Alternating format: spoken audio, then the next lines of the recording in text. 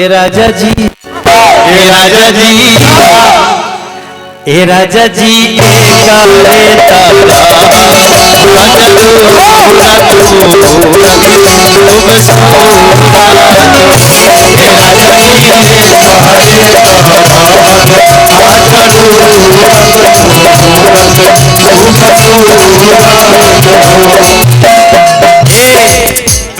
अरे हमरा बुझाता बबुआ जीएम होई है ना ना ना ना ये डीएम होई है हो ए ललना ए ललना ए ललना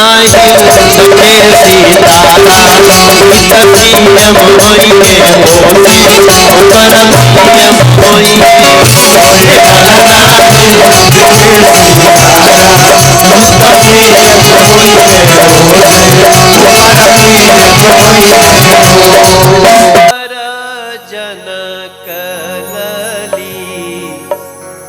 खेले अवध पुरी में पाग रघुबर जनक खेले अवध पुरी में पाग रघुबर जनक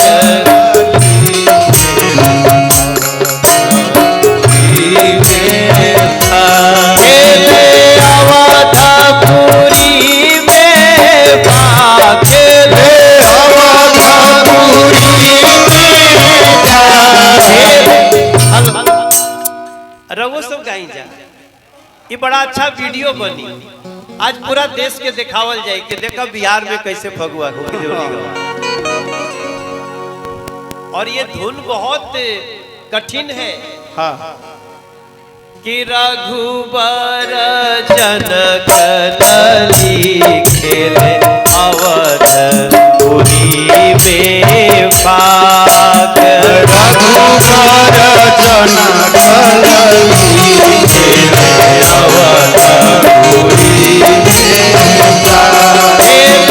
अवध पुरी में पाग अवध पुरी में पाग अवध पुरी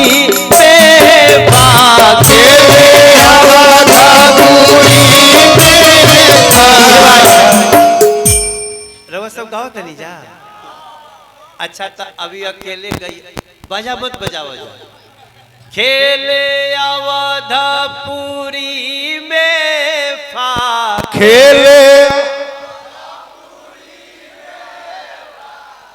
अरे सही हुआ गुरु क्या बात है।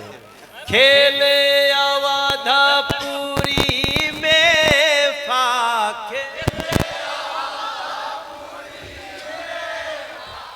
वाह डबल लगा के अरे रघुबर जनक खेले अवध पुरी में खेले अवध पुरी में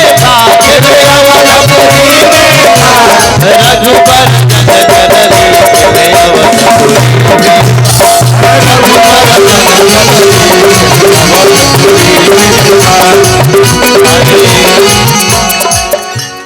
के कर भींगेला लाली चुनरिया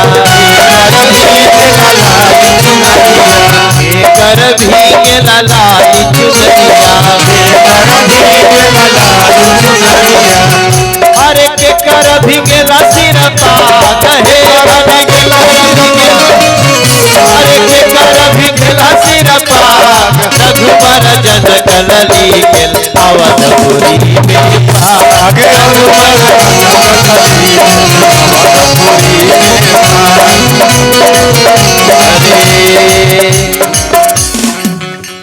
सिया जी के भींगेला लाली चुनरिया।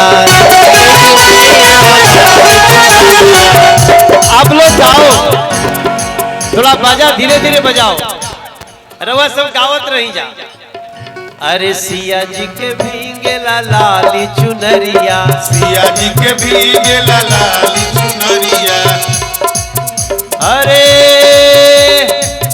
जी के भीगे सिर पाग हे भला राम जी के अरे राम जी के भीगे सिर पाग हे भला राम जी के भीगे सिर अरे राम जी के भीगे सिर पाग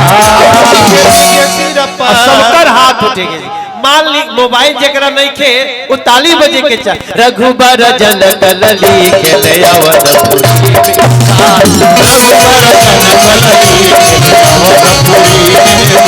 अवधपुरी में था खेले अवधपुरी में था। एक मिनट सबकर हाथ उठे के चाहिए, एक बार सबकर हाथ उठे के चाहिए। राम सिया के होली रघुबर जन कलली खेले अवधपुरी में रघुबर जन कलली खेले अवधपुरी में प्रेम से बोली सिया रामचंद्र की। ए राजा जी ए राजा जी ए राजा जी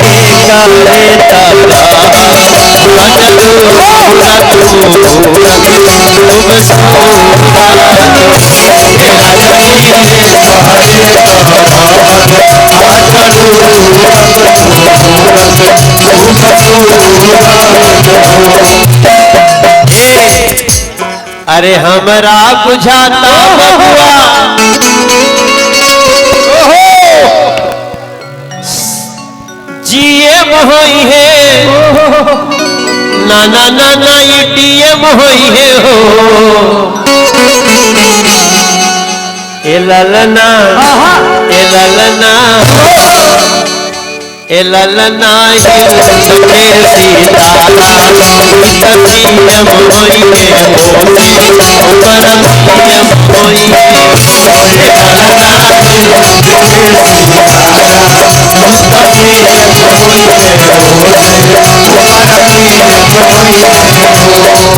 नहीं एक नया लाइन जोड़े के बाद अरे हमरा विश्वास बाटे कि मिथिलेश विधायक होई है।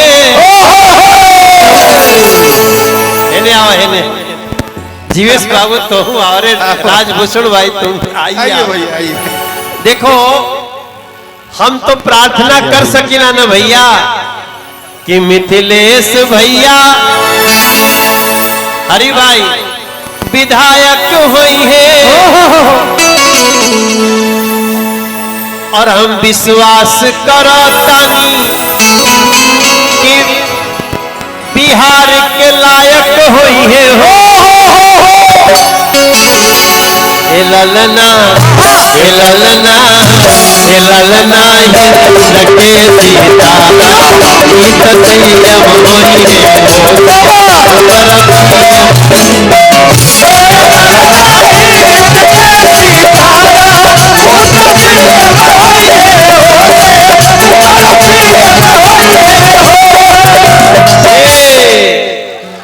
अरे आइल बाड़े जीवेश बाबू नारायणी तट के सौगात लेके और राजभूषण अइले हमारे राजभूषण जी किधर है?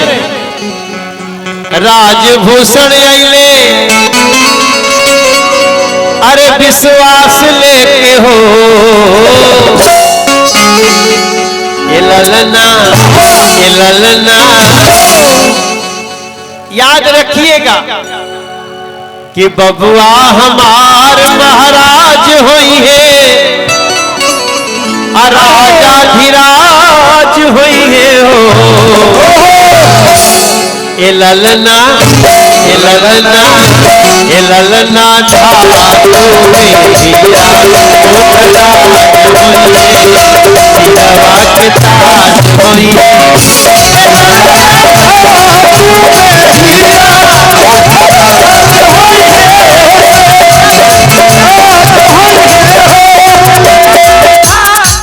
आप सब लोग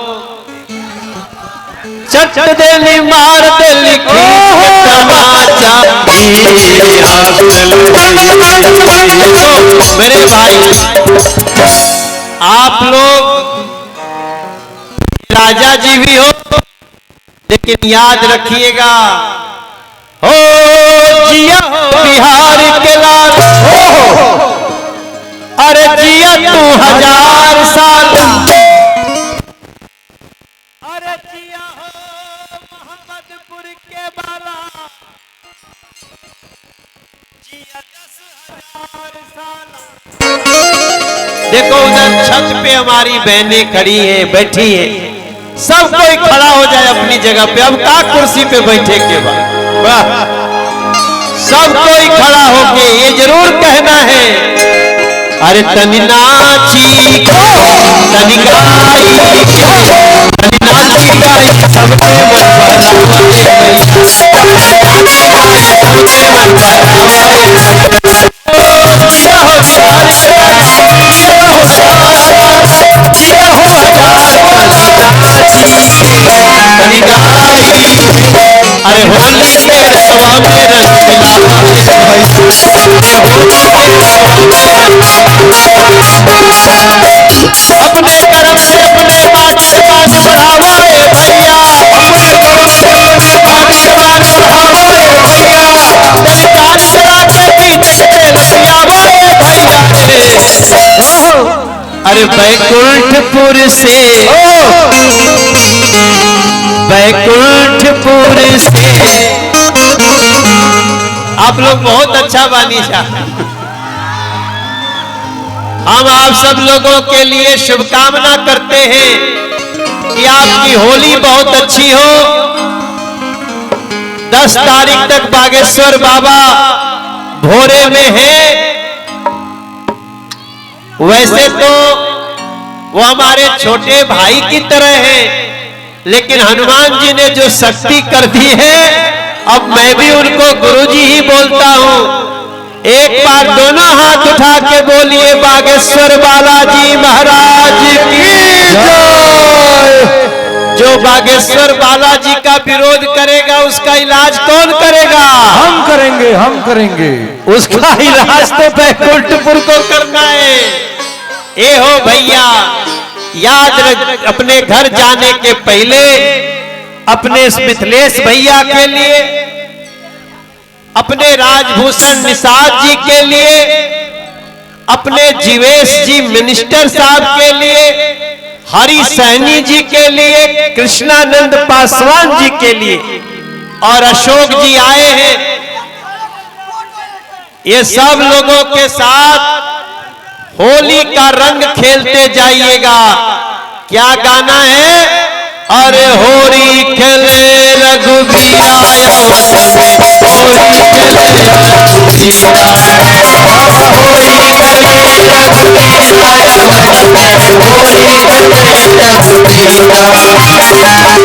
अरे बैकुंठपुर खेले मोहम्मदपुर खेले, अरे खेले गोपालगंज जीता हो, खेले गोपालगंज जीता हो, खेले गोपालगंज जीता, अरे होली खेले रघुबीरा, होली खेले रघुबीरा,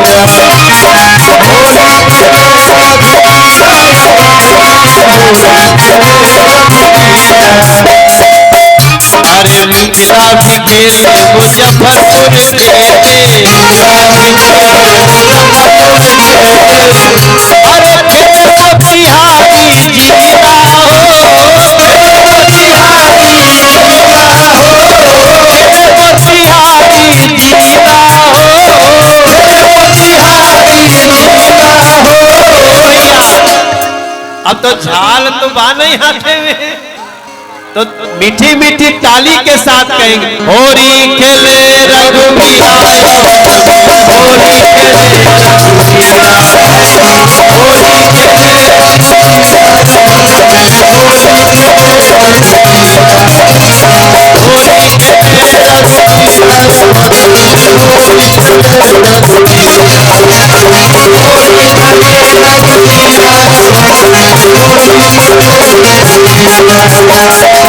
बोलिए श्याम रामचंद्र की जय।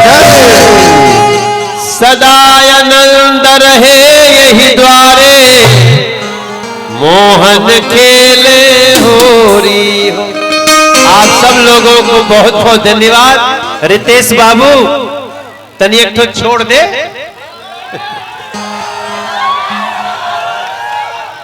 कि गुड़िया